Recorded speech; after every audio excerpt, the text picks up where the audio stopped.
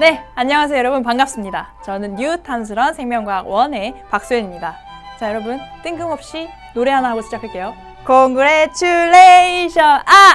자, 이런 노래를 왜 부르냐면 여러분들 지금 확인했죠? 몇 강입니까? 30강이에요. 우리가 이 60강이라는 길고 긴 레이스를 하고 있는데 그 중에서 이미 반을 오늘 하고 나면 마치는 겁니다. 그래서 여러분들이 남은 반만 잘 따라오시면 선생님이랑 이 생명과학 1을 마스터했다라고 하면 되겠죠. 자, 그래서 오늘 일단 30강이라는 거 여러분들 스스로를 이렇게 토닥토닥 대견해도 괜찮다는 거.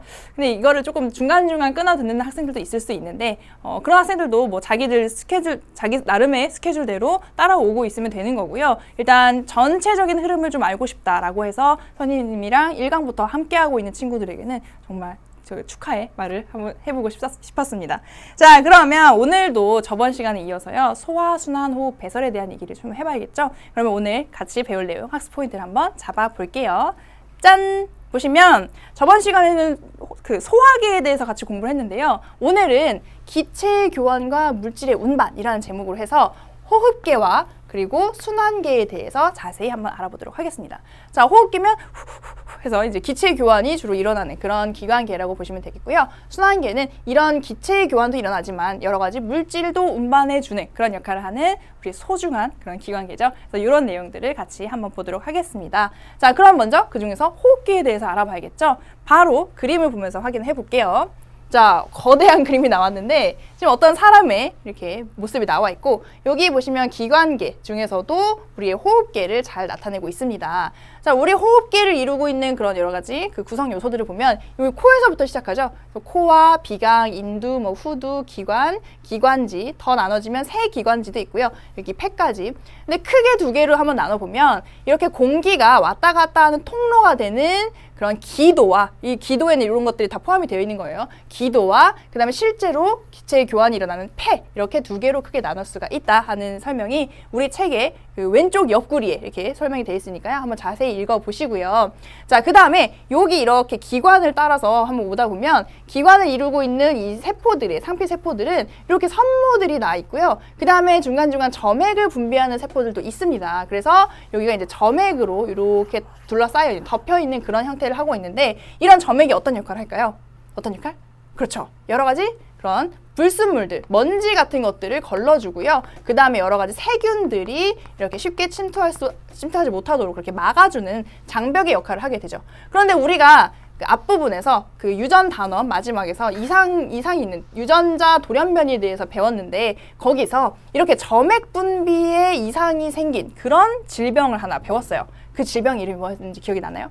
바로 낭성섬유증이었죠. 그래서 점액이 과도하게 분비되는 뭐 그런 질병을 배웠었는데 그런 것과도 한번 연결을 시켜보시고 그래서 이런 것들이 우리 코를 통해서 뭔가 이물질이 들어왔을 때 이렇게 밖으로 배출해주는 그런 역할을 하게 된다. 그래서 쉽게 안쪽으로 폐 쪽으로 들어오지 못하게 막아주는 역할을 한다는 거 하나 기억을 해두시고 이 부분을 조금 더 자세히 보면 이게 기관지가 이렇게 더 갈라져서 세 기관지가 되고요. 세 기관지 끝에는 이렇게 올망졸망 뭐가 붙어 있어요?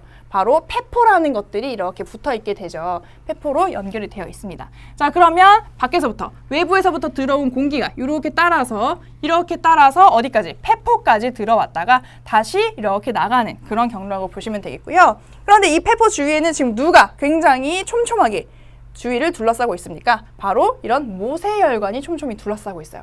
모세혈관은 바로 순환계라고 볼 수가 있겠죠. 혈액이 흐르는 그죠? 순환계인데 왜 이런 순환계가 그 순환계 일부인 모세혈관이 여기 폐포를 둘러싸고 있는가? 그거는 옆에다가 조금 더 크게 그림을 그려서 설명 한번 해볼게요.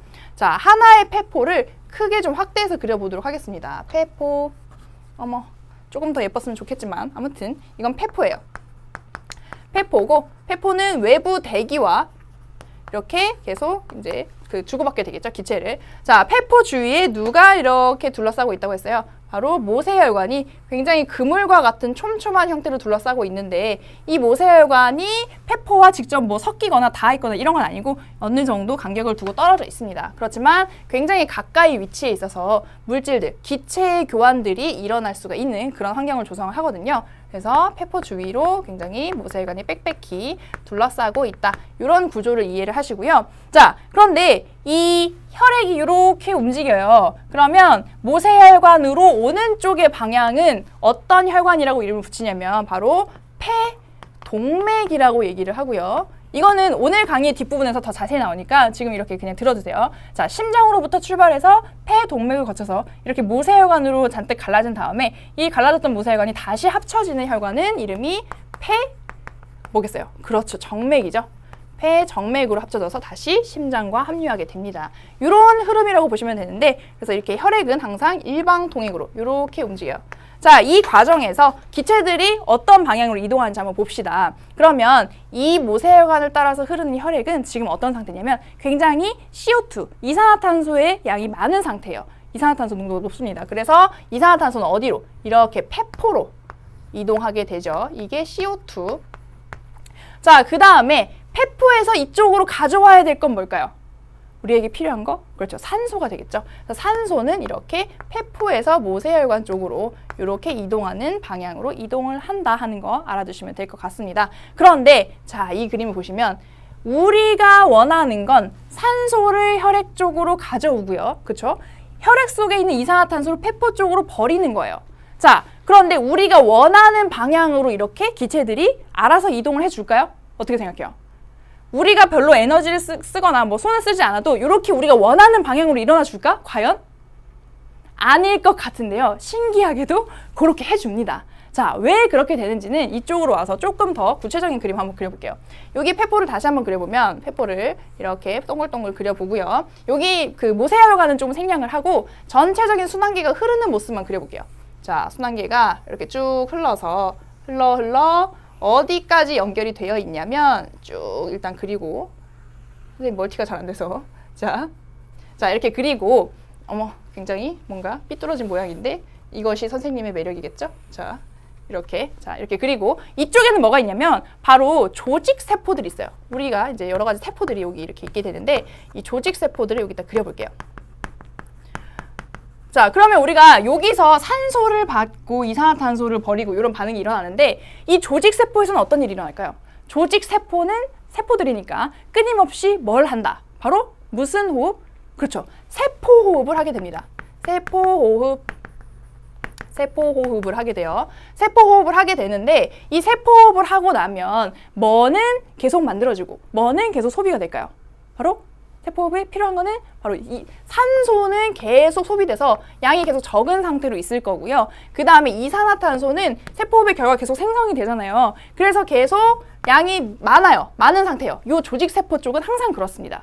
자, 그러면 산소가 여기는 적고 이산화탄소는 많아요. 자, 여기까지 했겠고요. 그 다음에 여기 폐포로 다시 돌아보면 폐포 쪽은 뭐가 많고 뭐가 적은 상태일까요?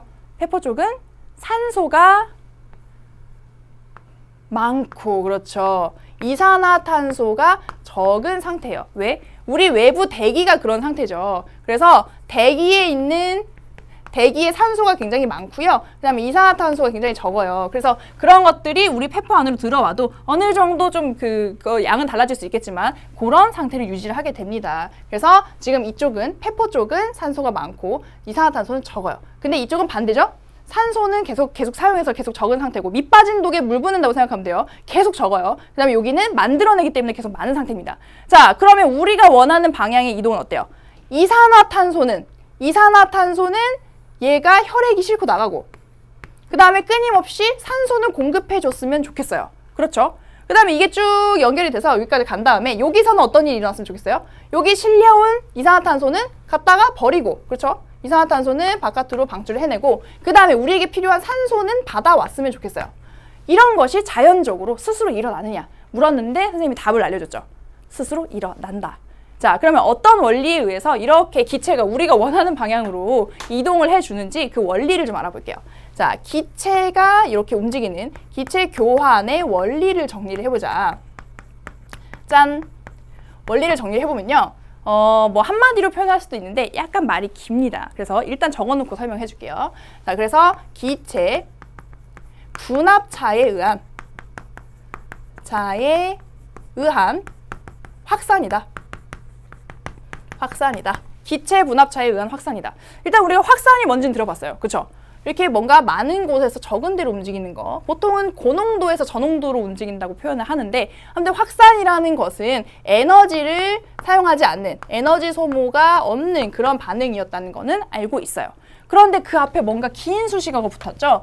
기체 분합차에 의한 확산이다. 그럼 기체 분합차가 뭔지를 여러분들께 소개를 좀 해드리도록 하겠습니다. 자, 이쪽으로 와보시면, 자, 확산은 고농도에서 저농도로 가는 거예요. 근데 여기서는 약간 그 느낌이 다른 겁니다. 자, 일단 두 덩어리라고 표현하기 좀 그렇지만 기체가 있다고 봅시다. 이렇게 기체. 근데 이 같은 기압을 하고 있는 기체들 안에서도 그 안에 포함되어 있는, 혼합되어 있는 기체 각각의 그런 압력이 다를 수가 있어요.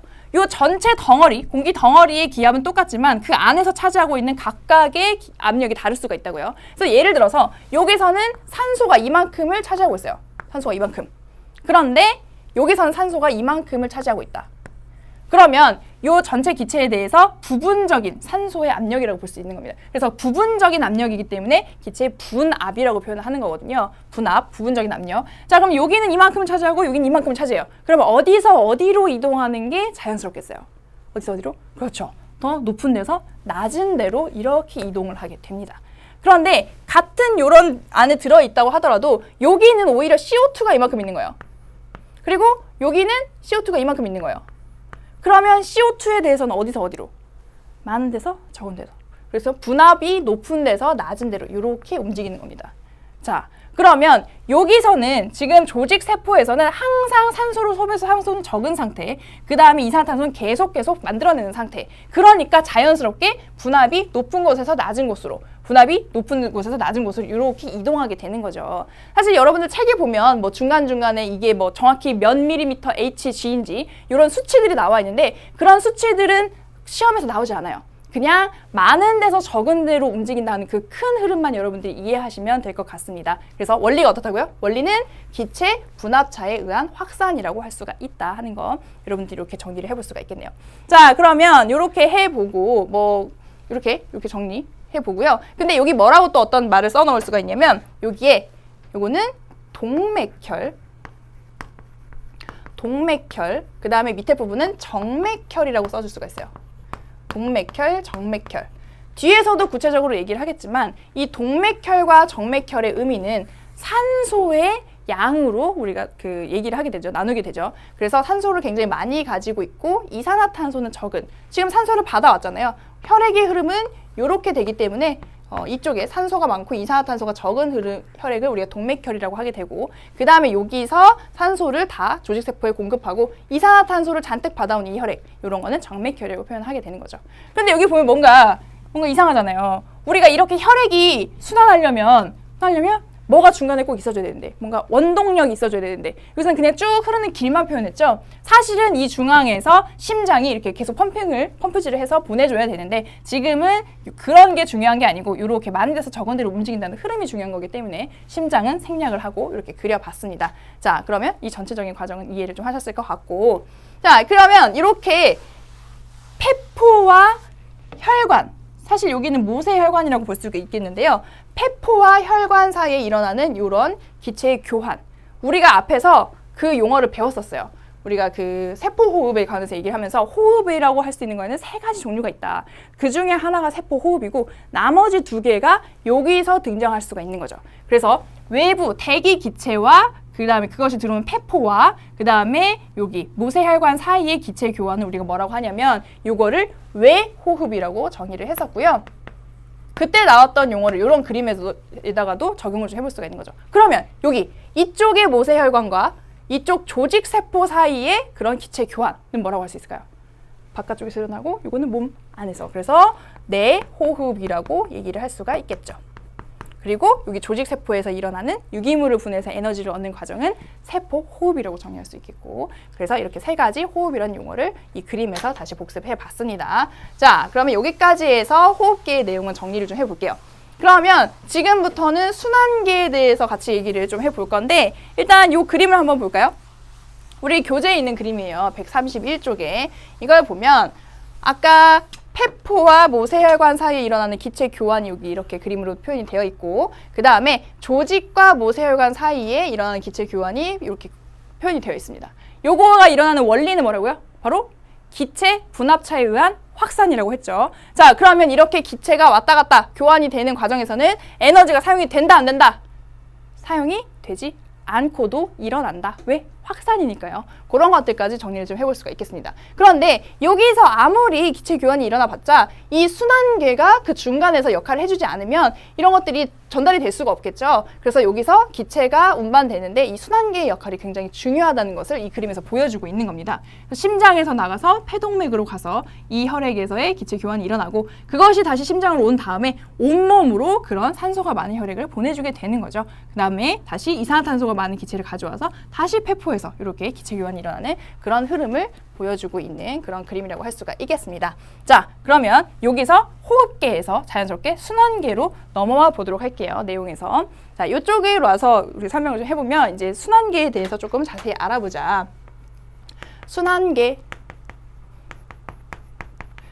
자, 앞부분에서 순환계는 뭐라고 했냐면 기체도 이렇게 운반을 하지만 여러 가지 영양소 같은 물질의 운반도 여기서 일어난다라고 얘기를 했었는데요. 그런데 이 순환계는 굉장히 신통방통해서 다른 다양한 역할들도 하게 돼요.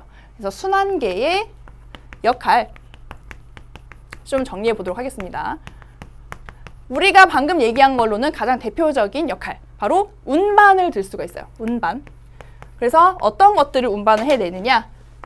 기체라든지 그 다음에 영양소라든지 소화를 통해서 들어온 영양소, 우리가 뭐 수용성 영양소, 지용성 영양소의 경로도 얘기를 했었고, 자, 영양소라든지 그 다음에 호르몬이라든지 굉장히 적은 양으로 우리 몸에서 일어나는 생리 기능을 조절하는 그런 것들이 호르몬이죠. 이런 것들을 운반하는 역할이 가장 첫 번째로 들 수가 있겠고요. 두 번째로는 바로 면역 반응과 방어작용과 관련된 그런 역할도 합니다. 방어작용. 예를 들면 이 순환계를 통해서 백혈구가 이렇게 왔다 갔다 하면서 뭐 식균 작용을 하기도 하고 그런 것들을 우리가 들어볼 수가 있겠죠. 자, 그 다음에 방어작용 하고 나서 뭐를 또 들어볼 수가 있냐면 항상성을 조절하는 역할을 하기도 해요. 항상성 조절. 항상성이 뭐였죠? 우리 1단원에서 같이 배웠었는데 바로 항상 체내의 상태를 일정하게 유지하려는 성질이었어요. 그런데 도대체 순환계가 그걸 어떻게 조절을 하는가? 하나의 예를 들어보면요. 만약에 우리 몸의 체온이 너무 높아졌어요. 그러면 순환계가, 그렇죠, 혈류의 속도를 증가시켜서 열을 더 발산해서 체온을 조절하는 그런 역할도 하게 되죠. 그래서 사실은 순환계가 이 운반뿐만 아니라 여러 가지 다양한 역할들을 우리 몸에서 하게 된다. 이런 내용을 좀 정리를 해보고 싶었습니다. 자, 그럼 이 순환계에는 어떤 것들이 속하는지 정리를 해볼게요. 자, 순환계 쭉 내려오면 순환계의 구성 요소들을 보면, 자, 심장이 일단 있고요. heartbeat, 심장. 그 다음에 혈관이 있을 수 있겠죠. 혈관. 그 다음에 혈액도 구성 요소로 들어갑니다. 자, 그러면 심장은 어떤 역할을 해요? 바로 혈액순환의 원동력이 되죠. 혈액순환의 원동력으로서 뒤에서 쭉쭉 밀어주는 그런 역할을 하죠. 그래서 심장이 없다면 우린 피가 고여 있겠죠, 아무래도. 근데 이제 밀어주니까 계속 이렇게 한 방향으로 일방통행 돌 수 있게 되는 거고요. 그럼 이 혈관은 어떤 역할을 하나요? 바로 혈액의 이동 통로가 되겠죠. 그래서 혈액의 이동 통로로서 역할을 한다. 자, 마지막으로 혈액은 직접적으로 이런 물질들을 운반하는 역할을 하게 됩니다. 운반의 역할을 하게 된다 하는 거. 이렇게 정리를 해보고 이제 또 이 혈액을 나눠볼 때가 됐어요. 혈액. 자, 그림을 한번 그려볼까요? 여기 이렇게 시험관에 혈액을 채웁니다. 자, 혈액을 채우면 일단 혈액은 무슨 색이에요? 이렇게 붉은색이잖아요. 그래서 여기 이제 혈액 상태인데 혈액을 이렇게 시험관에 넣고 얘를 어떻게 하냐면 바로 원심 분리하는 거예요. 원심 분리. 원심 분리가 뭐예요? 빠르게 이렇게 돌리는 거죠. 그러면 그 밀도 차이에 의해서 무거운 건 아래로 가라앉고 가벼운 건 위로 이렇게 올라가게 되는데, 그러면 여기서 뭐가 더 무거운 것인가? 이 원심 분리를 해보면 이렇게 위층과 아래층으로 나뉘어요. 약간 비율을 조금 사실적으로 위에 층과 아래 층으로 나뉘어서 밑에는 붉은색, 요런 전체적으로 붉은색이었는데 이제 밑에만 붉은색, 위쪽은 약간 누르스름한 투명한 액체가 위에 오게 됩니다. 자, 그럼 이 밑에 부분을 뭐라고 하냐? 바로 혈구라고 하게 돼요. 혈구. 혈액 속에 이런 세포 성분들이라는 얘기죠. 세포 성분. 그런 것들이 무겁기 때문에 아래쪽으로 가라앉고요. 윗부분은 혈장이라고 합니다. 혈액의 그런 그 액체 성분이죠. 액체 성분. 혈구와 혈장으로 나눌 수가 있고 이 혈장에는 여러 가지 단백질이라든지 뭐 단백질 그리고 어차피 단백질의 한 종류인 뭐 호르몬이라든지 단백질로 이루어진 호르몬이라든지 뭐 이런 것들이 여기 포함이 될 수가 있고 혈구는 또 세 가지 종류로 나누어지죠. 첫 번째는 우리가 제일 잘 아는 이 빨간색을 내는 그렇죠. 적혈구. 적혈구. 영어로 뭘까요? 너무 어려워요? 레드 블러드 셀이에요. 자, 똑같이 하나씩 해주면 돼요. 그 다음에 뭐가 있어요? 화이트 블러드 셀, 백혈구가 있고요. 그 다음에 뭐가 있냐면 혈소판이 있습니다. 혈소판. 자, 우리가 잘 아는 적혈구 이렇게 동그랗게 원반 모양으로 생겨서 붉은색을 띠고 있는 거. 자, 그 적혈구는 핵이 없어요. 핵이 퇴화되죠. 만들어진 다음에. 그래서 핵이 없다는 특징이 있고 이 적혈구 안에는 헤모글로빈이라는 단백질이 들어있어서 헤모글로빈을 가져서 그래서 이 단백질을 통해서 뭐 산소라든지 이산화탄소라든지 이런 거를 운반하게 됩니다. 그래서 이런 헤모글로빈. 그래서 헤모글로빈 단백질이 산소와 결합하면 붉은색을 띠게 되잖아요. 그래서 그런 식으로 이해하시면 될 것 같고 백혈구는 핵이 있을까요? 없을까요? 있습니다. 핵이 있어요. 핵이 있고 그다음에 어떤 역할을 담당하나요? 우리 몸에서. 그렇죠. 방어를 담당하게 되는 거죠. 방어작용을 해줍니다. 방어작용. 그 다음에 마지막으로 혈소판은 핵이 있을까요? 없을까요? 핵이 없어요. 그런데 얘는 심지어 세포라고 볼 수도 없습니다. 얘네 둘은 세포거든요. 근데 얘는 세포인데 핵이 이제 뒤늦게 퇴화된 거고 얘는 아예 세포의 일부 조각이에요. 세포에서 떨어져 나온 조각. 그래서 핵이 없겠죠. 그 다음에 혈소판은 뭐에 관여를 할까요? 여러분들이 다쳤어요. 그러면 그렇죠. 혈액의 응고에 관여합니다. 혈액의 응고. 그래서 피가 이제 나다가도 이런 혈소판이 작용하면 그 부분이 이제 딱지가 지면서 이렇게 혈액이 응고되는 더 이상의 출혈을 막는 그런 작용을 하는 거죠. 그래서 이런 식으로 나눠볼 수가 있다 하는 것까지 정리 좀 해보겠습니다. 자, 그러면 요거를 지우고 이제 본격적으로 혈액의 순환에 대해서 같이 공부를 해보도록 할게요. 짠짠. 자, 혈액의 순환입니다. 혈액의 순환. 순환의 원동력은 아까 뭐라 그랬어요? 바로 심장이 되겠죠. 그래서 이제 심장의 구조를 같이 한번 그려볼 거예요. 자, 이렇게 뭐 하트 모양으로 그릴 수도 있겠지만 선생님은 동그랗게 약간 좀 밑에 그려볼까요? 자, 밑에다가 약간 동그랗게 이렇게 그리는 걸 좋아합니다. 너무 크다고 생각할 수 있지만 심장은 중요하니까요. 자, 일단 심장을 좌우로 나눌 수가 있고요. 그 다음에 한 단계 더 위아래로 나눠볼 수가 있겠어요. 이렇게. 하지만 선생님이 위의 공간과 아래 공간을 조금 다르게 그렸죠. 이것도 다 원래 실제로 그렇기 때문에 이렇게 나눴습니다. 자, 그러면 일단 웃어볼까요? 방실, 방실. 방실, 방실.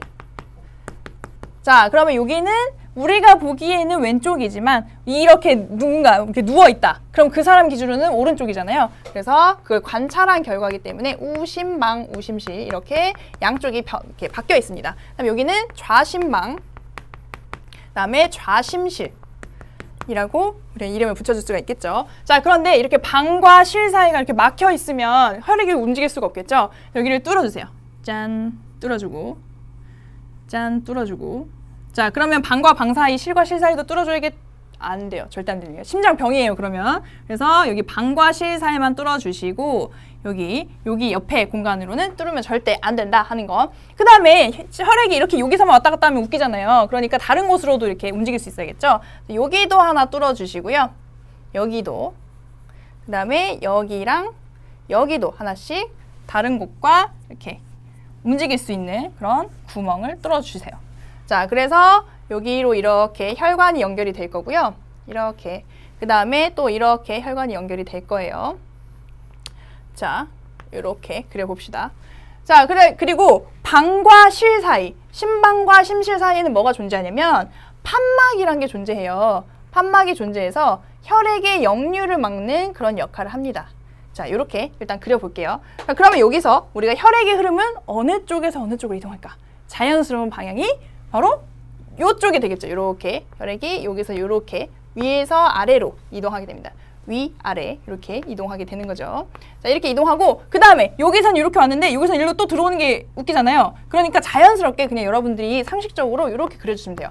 이렇게 흐르는구나. 그럼 위에서도 이렇게 들어오겠지. 그래서 혈액은 언제나 일방통행이라는 거 항상 기억을 하시고요. 자, 그러면 이렇게 여기 심장에서 나가는 나가는 혈액이 흐르는 혈관을 부르는 이름이 있어요. 그게 뭘까요? 바로 동맥이죠. 동맥. 항상 심장에서 나가는 방향의 혈관을 동맥이라고 합니다. 여기도 마찬가지로 동맥이 있죠. 동맥.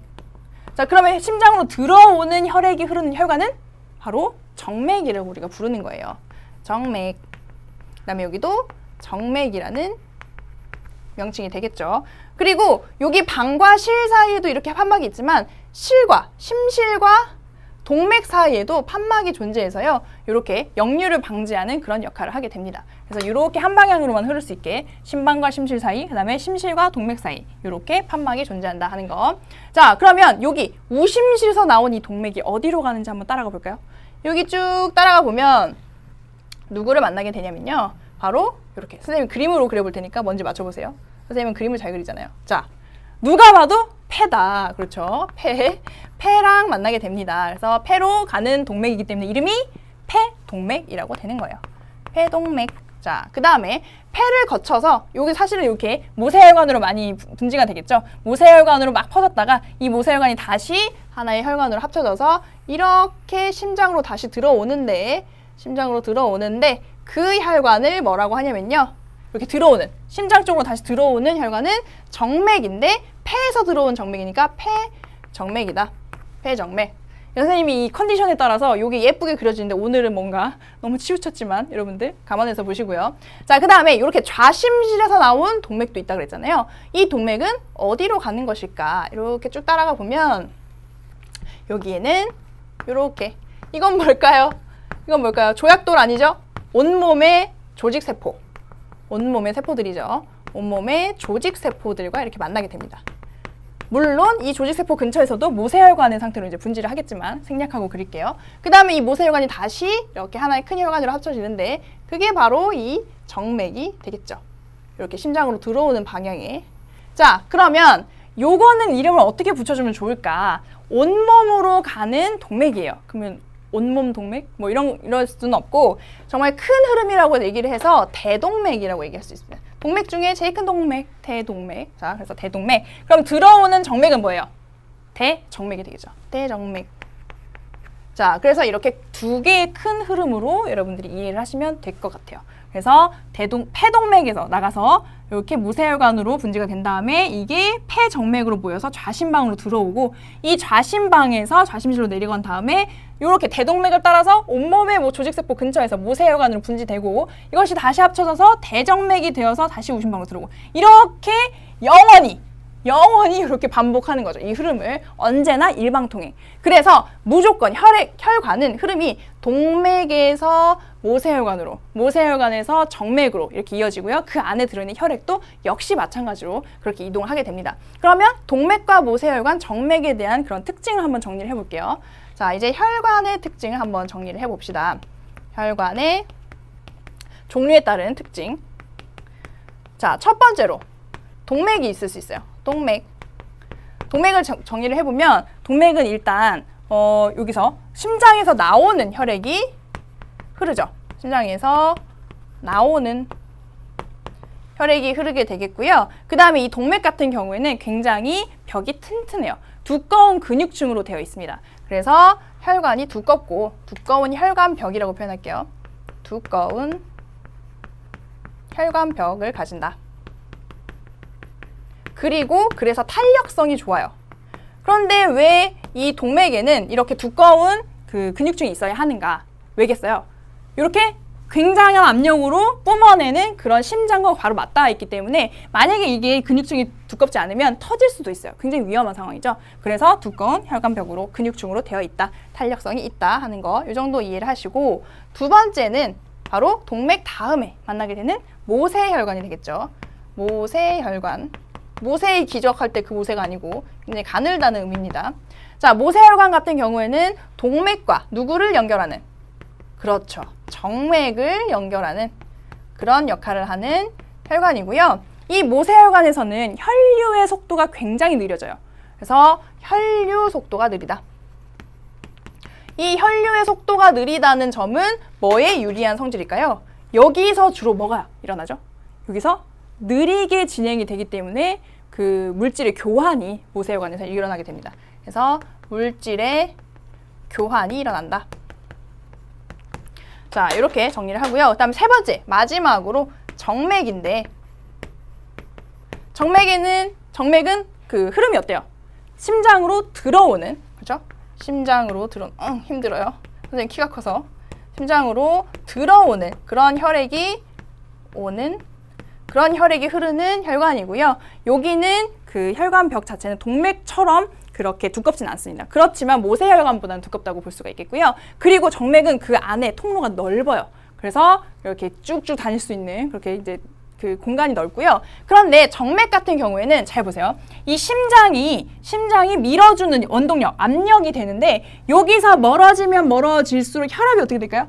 혈압이 점점 쭉쭉쭉 떨어지겠죠. 그래서 굉장히 느리게 이렇게 또 모세혈관까지 한번 지나가고 나면 여기가 혈압이 심지어 마이너스가 될 수도 있어요. 그러니까 뒤에서 밀어주면 플러스의 혈압인데 이게 마이너스가 된다는 얘기는 음압이 된다는 얘기는 뒤로 밀릴 수도 있다는 얘기예요. 이거는 뭐예요? 혈액의 역류, 굉장히 위험한 상황이 올 수도 있다는 거죠. 그래서 여기서는 혈압이 낮기 때문에 뭐가 존재하냐? 판막이 여기도 존재합니다. 판막이 존재한다. 그래서 이런 중간중간에도 판막이 있지만 정맥에도 판막이 있어서 이게 역류를 방지합니다. 그리고 압력이 너무 적다 보니까 주위에서 어떤 추진력을 또 추가적으로 받냐면요. 예를 들면 우리가 근육이 움직이잖아요. 그래서 근육이 움직이면 그게 우리가 정맥을 쭉쭉 밀어서 앞으로 혈액이 움직이도록 하는 그런 하나의 추진력이 되는 거죠. 그래서 우리가 너무 가만히 오래 서 있으면 혈액순환이 안 돼서 근육이 밀어주는 힘이 없기 때문에 혈액순환이 안 돼서 사람이 이제 쓰러지기도 하고 그런 일도 일어나지 않습니까? 그래서 그런 식으로 여러분들 정리를 하면 될 것 같아요. 그리고 우리가 교재에서는 몇 페이지인가요? 교재 131페이지에 보면 혈관 각각의 요 동맥과 모세혈관, 정맥 세 가지의 특성을 여러 가지 카테고리로 분류해 놓은 걸 볼 수가 있는데 그거를 여러분들이 이제 추가적으로 조금 공부를 하시면 될 것 같고 방금 했던 얘기들을 종합해 놓아서 이렇게 하나씩 분류를 해 놓은 거니까요. 그거는 여러분들 한 번씩 읽어보시면 이해가 다 될 것 같습니다.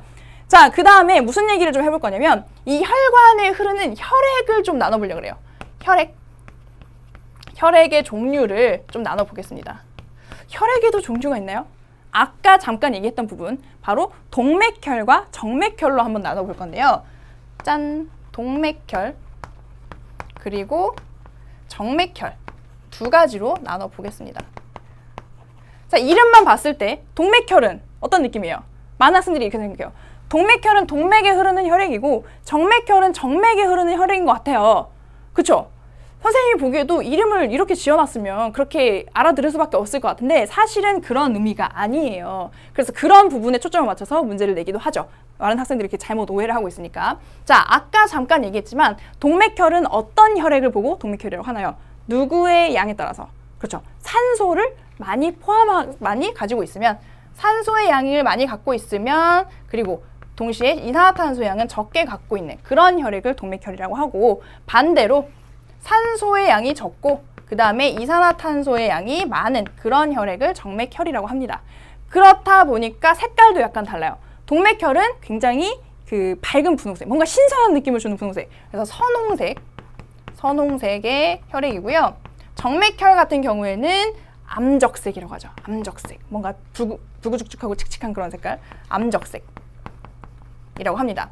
자, 그런데 선생님이 조금 전에 했던 얘기 중에 동맥혈이 동맥에 흐르는 그런 혈액이 아니고 정맥혈이 정맥에 흐르는 혈액이 아니라고 했는데 사실은 대부분의 경우 동맥 속에 동맥혈이 흐르고요. 정맥 속에 정맥혈이 흐르는 건 맞아요. 사실 대부분은. 근데 예외적인 그런 경우가 있기 때문에 항상 그렇다고 볼 수는 없다는 거거든요. 그래서 유의해야 할 그런 부분을 알려드릴게요. 유의해야 될 그런 혈관들. 여기 보시면 동맥혈이 흐르는데 정맥인 경우가 있어요. 어디냐면 폐정맥이에요. 폐정맥. 그 다음에 정맥혈이 흐르는 동맥이 있어요. 어디냐면 폐동맥이에요. 자, 공통점 찾았나요? 두 혈관에 앞에 뭐가 붙어있다? 폐가 붙어있다. 폐로 갔다 오는 이런 혈관들은 다른 부분에, 온몸에 있는 다른 동맥, 정맥들과는 다른 그런 종류의 혈액이 흐른다. 그거를 이해하시면 되겠습니다. 폐로 가는 애들만 주의를 해주면 된다. 그러면 다시 원래 그림으로 돌아와서 왜 그런지 한번 봅시다.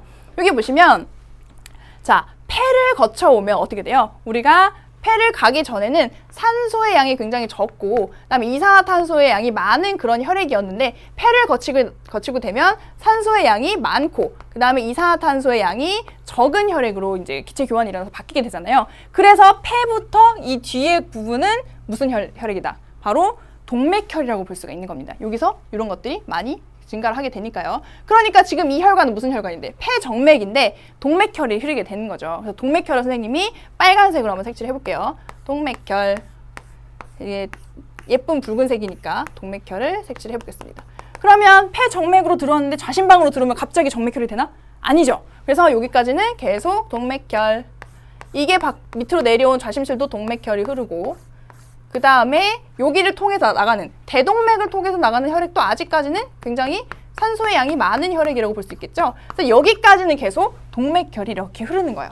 그런데 어디를 지나고 나면 바로 이런 온몸의 조직세포를 지나고 나면 이 조직세포에서 끊임없이 뭘 만들어낸다고요? 이산화탄소 계속 만들어내고 그죠? 이산화탄소 뿜뿜 그 다음에 산소는 계속 먹어치운다고 표현하면 좀 과학적이지 않으니까 계속 소모하고 O2는 계속 없어지고 이산화탄소는 계속 만들어내요. 그러면 그거를 담는 이런 혈액은 어떻게 되겠어요? 바로 정맥혈이 되는 거겠죠. 거기서부터 이산화탄소의 양이 이산화탄소가 이 혈액으로부터 자꾸 조직세포로 이동을 하고 그 다음에 그 혈액으로 이산화탄소는 다시 정리할게요. 자, 이렇게 요 혈액 쪽으로 이동을 하겠습니다. 그럼 이 혈액에 있는 산소는 이 조직세포로 계속 이동을 하고 그렇죠. O2. 그 다음에 이 조직세포에서 만들어내는 이산화탄소는 자꾸 이 혈액으로 방출을 하기 때문에 그러면 여기를 지난 다음에 혈액은 이산화탄소의 양이 적고 그 다음에 산소의 양이죠. 산소의 양이 적고 그 다음에 이산화탄소의 양이 많은 선생님도 헷갈려요 이게. 그래서 산소, 이산화탄소 이렇게 정리를 할게요. 이해해 주세요. 자, 이렇게 그런 정맥혈로 바뀌게 됩니다. 정맥혈은 선생님이 파란색으로 표현하면 좋겠는데 지금 파란색 분필이 없으니까 흰색으로 색칠을 해볼게요. 그러면 여기를 지났을 때부터는 이렇게 정맥혈이 지금 정맥을 잘 지나고 있죠? 지금 대정맥을 이렇게 향해서 가고 있습니다. 정맥, 여기까지 괜찮아요. 여기까지 괜찮고 여기까지도 계속 정맥혈, 그 다음에 정맥혈. 근데 지금 이 혈관은 이름이 뭐예요? 바로 폐동맥이죠. 그래서 여기 폐 쪽으로 가거나 아니면 폐에서부터 심장으로 들어오는 이 혈관에는 다른 부분의 동맥, 정맥과는 다른 혈액이 흐른다. 요거를 이해하시면 될 것 같습니다. 자, 요렇게 한번 정리를 해볼게요. 자, 그 다음에 여러분들 교재에 보시면 이제 그 혈액의 순환 경로에 대해서 알아볼 시간이 됐습니다. 혈액이 어떤 과정을 통해서 순환을 하는가. 방금 봤던 거랑 거의 똑같은 부분이라고 생각하시면 돼요. 그거를 그냥 경로만 선생님이 정리를 한번 더 해드릴게요. 자, 이쪽에 와서 써보겠습니다. 혈액순환 경로. 혈액순환 경로.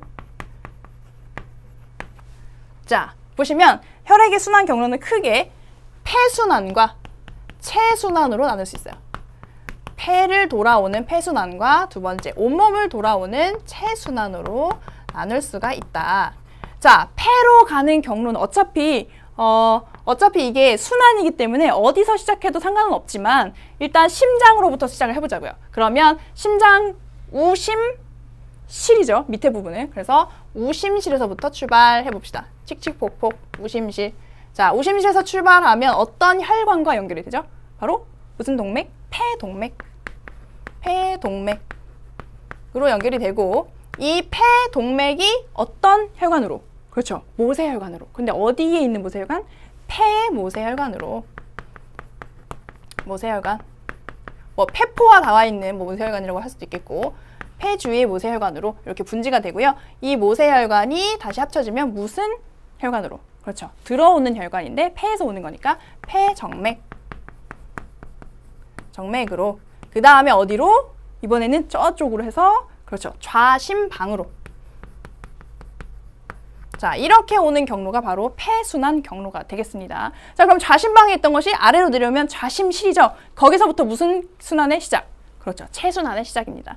그래서 좌심실로부터 나오면 무슨 동맥이에요? 바로 대동맥이고요.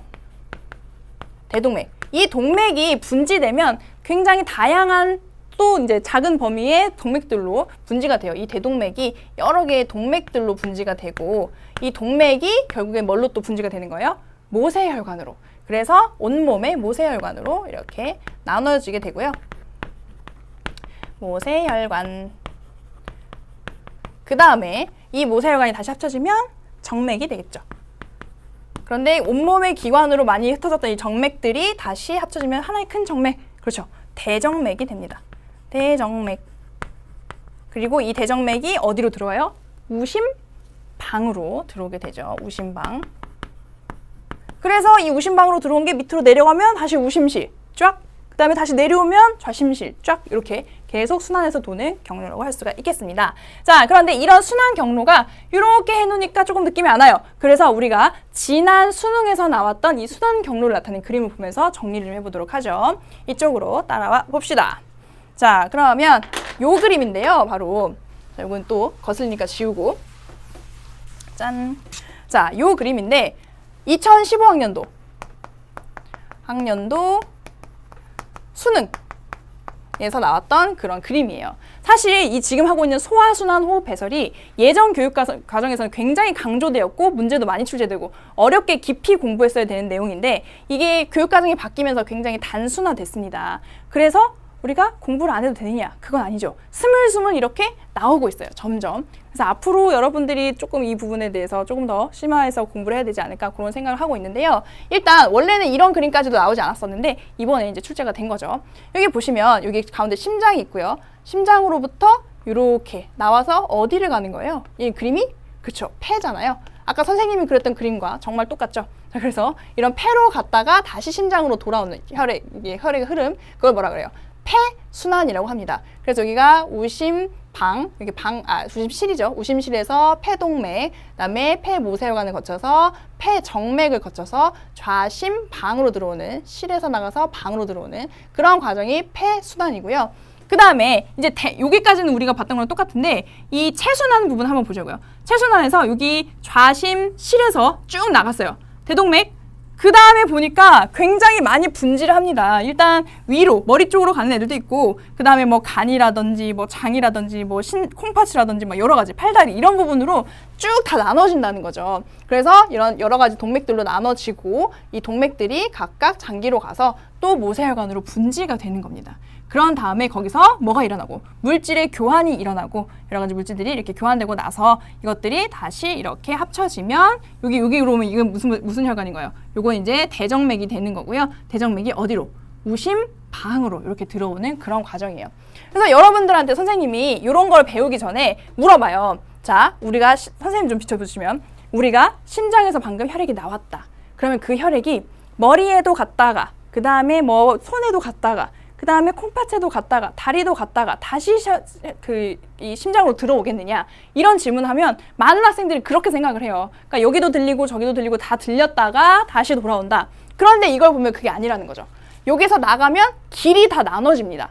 길이 다 나눠져요. 그래서 이쪽으로도 가고 이쪽으로도 가고, 만약에 여기서 나온 혈액이 여기도 갔다가 그 다음에 밑에도 갔다가 여기도 갔다가 이렇게 돌아서 완행열차처럼 이렇게 돌아다니면 처음에 가는 혈액에는 산소가 풍부하겠지만 점차 산소의 양이 적을 거잖아요. 그럼 맨 마지막에 방문하는 그 장기는 무슨 죄예요? 그죠? 산소를 충분히 공급받지 못하겠죠. 그러니까 이렇게 효율적으로 아예 길이 나눠져서 신선한 혈액을 공급받을 수 있도록 이렇게 시스템이 되어 있다 하는 거 알아두시면 되겠습니다. 그래서 뭐 이런 부분에서는 어떤 질문을 했냐면요. 아까 얘기했던 거, 뭐 여기는 지금 혈관의 이름이 뭐예요? 바로 폐동맥이죠. 폐동맥이고, 그 다음에 요거는 바로 들어오는 거니까 폐정맥이잖아요. 그러면 어디에 동맥혈이 흐르고 어디에 정맥혈이 흐르겠느냐, 뭐 이런 것도 충분히 문제를 낼 수가 있는 거죠. 그래서 여기에는 무슨 혈? 정맥혈이 흐르고, 아직 산소를 충분히 받지 못한, 받으러 가는 혈액이니까 그 다음에 충분히 받아온 이 폐정맥에는 동맥혈이 흐르고, 그렇죠. 이런 식으로 해서 각각의 혈관의 O2의 양이라든지 CO2의 양을 비교하는 그런 문제가 나올 수도 있다 하는 거 여러분들이 이해하시면 될 것 같습니다. 이제 수능에서도 이런 수준으로는 물어볼 수가 있으니까 조금 더 신경 써서 공부를 하시고요. 자, 그러면 이제 마지막으로 어디 그림을 보시냐면 131쪽에 있는 조직액과 림프라는 그림을 한번 보도록 할게요. 짠! 자, 요 그림입니다. 자, 여기 보시면 이게 뭐죠? 너무나 간단 명료한 그런 그림인데 일단 여기 심장이 있잖아요. 심장이 쫙 펌핑을 하면 이제 여기서 추진력을 얻어서 순환하게 되죠. 이거는 지금 무슨 흐름이냐면 지금 혈액의 흐름이에요. 혈액. 그래서 혈관을 따라서 혈액이 움직이는 걸 보여주고 있고요. 그 다음에 이제 여기서 모세혈관으로 이렇게 분지가 된 것도 나타내고 있습니다. 모세혈관이 이렇게 나눠진 거. 그런데 여기 보면 우리가 몸 안에 있는 물들은 이렇게 혈관 안에만 있는 건 아니에요. 우리 몸에 약 85% 정도의 물이 있다고 얘기를 하는데 그게 다 혈관 안에 있는 건 아니고 이런 식으로 바깥 공간에도 있습니다. 이런 걸 뭐라고 하냐면 조직액이라고 불러요. 조직액. 그래서 혈관 안에 있는 건 아닌데 여러 세포들 사이사이에 있는 그런 액체를 조직액이라고 하는 거예요. 액체 성분을. 자, 그래서 우리가 보통 보면 이렇게 세포들이 이 조직액에 푹 잠겨 있는 그런 상태라고 보시면 됩니다. 우리 예전에 이거 배웠잖아요. 우리가 그 세포막이 왜 인지질이 이중층을 이루느냐라고 그런 서술형 문제가 나오면 인지질 이중층인 이유 거기서 모범답안은 이거였어요. 우리 세포의 내부와 외부가 모두 어떤 환경이기 때문에 물이 풍부한 환경이기 때문에 그렇죠? 물이 풍부한 환경이기 때문에 그 물을 좋아하는 머리 쪽은 바깥쪽을 향하고 물을 싫어하는 꼬리 쪽은 안쪽을 향하는 거다. 이런 식으로 서술을 해야 완벽한 답이 되는데 자 그러면 안쪽이 물이 풍부한 건 알겠어요. 근데 외부 어디에 물이 풍부한가 잘 몰랐을 수 있는데 이런 식으로 우리가 물에 푹 젖어 있는 잠겨 있는 그런 상태다라고 이해하시면 되겠습니다. 그래서 여기서 우리가 이렇게 혈액이 딱 흐르다가 그게 여기서만 가는 게 아니고 이게 혈관 벽을 통해서 밖으로 빠져나올 수도 있어요. 이렇게. 그래서 이렇게 혈압에 의해서 이렇게 빠져나올 수 있는데 그런 액체 성분이 이런 조직액을 이루는 거죠. 그런데 색깔이 좀 달라요. 이 혈액은 무슨 색? 붉은색을 띠고 이 조직액은 그런 붉은색을 띠지 않습니다. 그 이유는 바로 이 밖으로는 적혈구가 빠져나올 수 없기 때문에 적혈구가 없는 그런 성분이기 때문에 붉지는 않고요. 그런데 여기서 나갔다가 다시 들어올 수도 있고 여기도 나갔다가 다시 들어올 수도 있고 이런 과정에서 이런 물질 교환이 일어나는 거죠. 여기 세포와 조직액 사이에도 물질 교환이 일어나고 또 이 조직액이 다시 들어올 수도 있기 때문에 결과적으로는 세포와 이 모세혈관이 물질 교환을 한다라고 우리가 보통 표현을 하는 겁니다. 이렇게 중간에서 조직액이 맥의 역할을 해준다 하는 것도 이 그림에서 나타내고 있고요. 그 다음에 이 조직액이 웬만하면 다시 이렇게 혈관으로 다시 들어가는데 다 들어가는 건 아니고 또 다른 경로로 들어가는 애들이 있어요. 이게 바로 림프가 됩니다. 림프관을 통해서 들어가는 그런 액체, 그걸 림프라고 표현을 하고요.